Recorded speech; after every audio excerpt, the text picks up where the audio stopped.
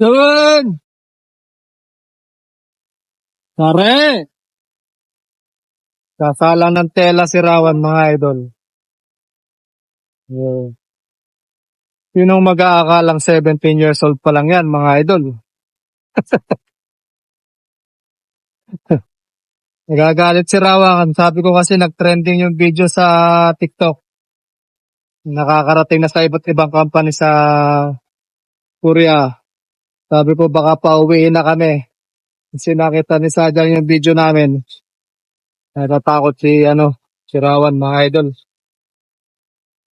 Ay, yung leader ko. Nabula. Lodi. Textile. Yung South Korea.